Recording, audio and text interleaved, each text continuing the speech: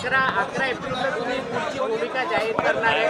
काय कार्यकर्त्यांचं हे होतं? मला वाटतं आम्ही नागपूर आणि अमरावती विभागामध्ये तालुक्यावर जाऊन सगळ्या तिथल्या स्थानिक कार्यकर्ता आणि शेतकऱ्यांना सगळ्यांना भेटून काही जे महत्त्वाचे मुद्दे आहे विदर्भातले, बेरोजगारी असेल, शेतकरी असेल, तुमचे घरकुलाचे मुद्दे असणार, या सगळ्या गोष्टीवर चर्चा करून एक व्यवस्थित आम्ही मुद्देचा एक मसुदा तयार करणार आहोत. त्या संदर्भातच हे सगळं करत असताना कुठं आम्हाला खेळी खेळायचं आहे यावर आम्ही बारीक नजर ठेवणार आहोत. आम्ही कोणाला विनंती नाही करणार का आम्हाला तिकीट द्या किंवा आम्हाला त्यात सामील करून घ्या. हा भिकारीपणा आम्ही कधी करणार नाही. त्याची गरज आहे आम्हाला कधीच पडू नये. पण काही ना काही कशा पद्धतीनं त्याचे परिणाम, प्रहार हा फक्त एका तालुक्यापुरता जिल्ह्यापुरता विषय नाही आहे. तो महाराष्ट्रामध्ये अतिशय प्रभावीपणे आम्ही काम करतो आहे. प्रत्येक जिल्ह्यामध्ये आमचा कार्यकर्ता तालुक्या पातळी ते गाव पातळीपर्यंत आहे.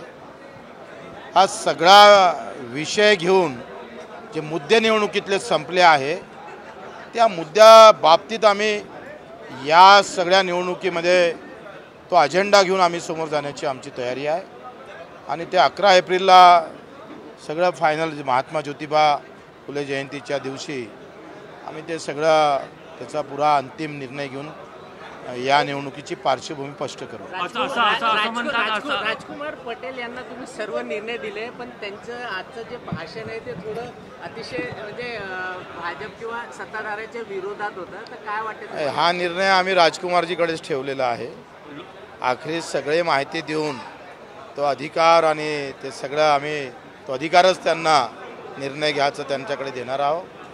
आणि तो जे निर्णय त्या राजकुमारजी घेईल ते आम्ही करू. लोकसभेच्या विजयाचा जो मार्ग आहे तो मेळघाटातून जातो आणि राजकुमार पटेल आणि राणांचे संबंध अनेकदा चर्चेत येत असतात.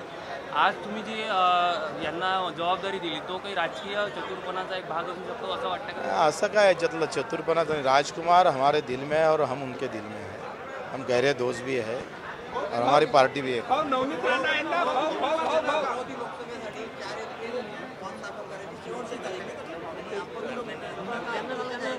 बरोबर आहे ना. मग आमची पहिले तयारी राहणारच. म्हणजे ते धरूनच आम्ही करणार आहोत. अरे मी काय सांगतोय, आखरी परिस्थिती पाहून हात मारला पाहिजे. आम्ही परिस्थितीवर लक्ष ठेवून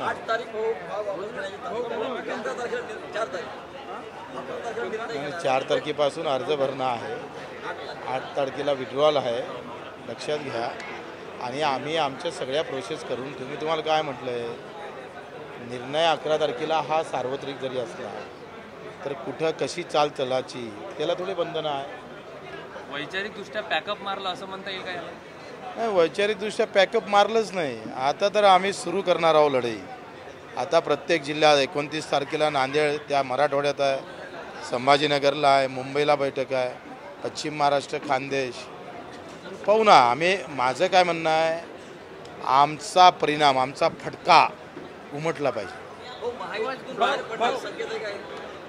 नाही युतीतून बाहेर पडण्याचं किंवा आम्ही युतीत आहे का नाही आहे हेच पहिले विचारा समोरच्यांना आणि मग आम्ही सांगू पडतो का थांबतो.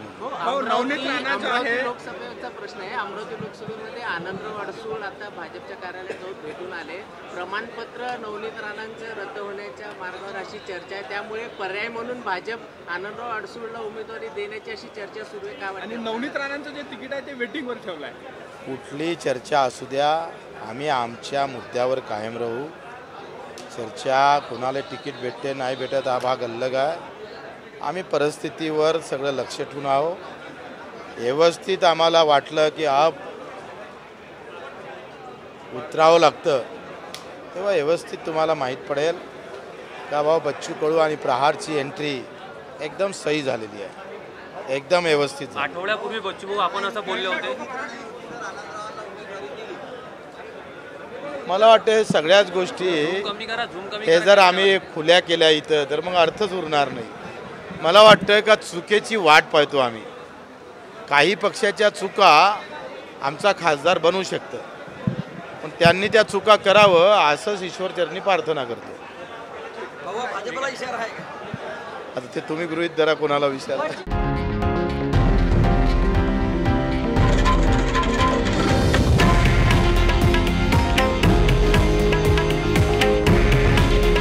हे आहे देशातील नंबर 1 न्यूज नेटवर्क आणि आपण पाहत आहात TV9 मराठी.